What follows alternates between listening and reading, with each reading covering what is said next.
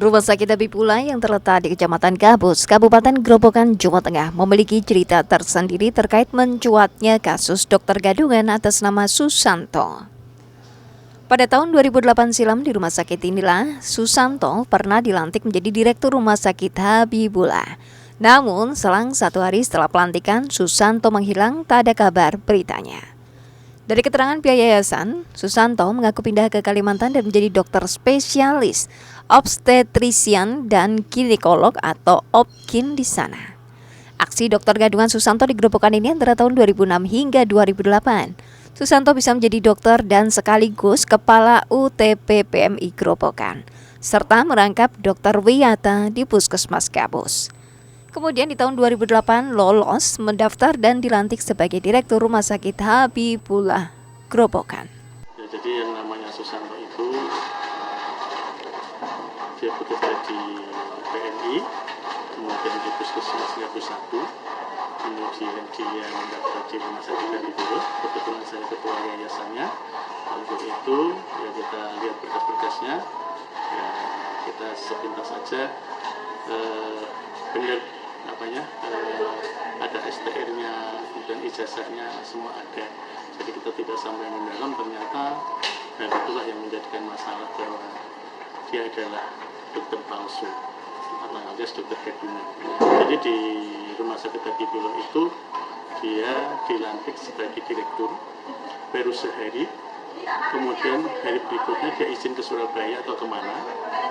Terus beberapa minggu kita dikonfirmasi dari Polres Kalimantan di daerah Kalimantan Selatan. Ya, waktu itu dia dibawa ke sana memang. Berarti saat mendaftar ke rumah sakit Habibullah untuk identitasnya? Itu jadi sesuai dengan apa yang di fotonya itu.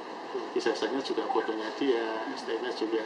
Kita lihat STN-nya karena sudah di dinas kesehatan ya, karena yang ngurus waktu itu dinas kesehatan, sehingga ya kita percaya aja. Dan kebetulan juga sudah bekerja di PMI dan di Puskesmas. Itu sekitar tahun berapa Bapak? Ya itu sekitar tahun 2008, sehingga kita merasa kecolongan itu. Berarti yang bersangkutan itu sempat kerja berapa hari di rumah sakit Habibullah Bapak? Jadi belum. Jadi misalnya hari ini dilantik, besok dia izin ke Surabaya atau kemana gitu. Sehingga bisa tidak kembali lagi terus ketangkep itu. Jadi tidak ada komunikasi dengan pihak yayasan Bapak? Tidak ada. Tahu-tahu sudah dibawa dari Polres Kalimantan Selatan.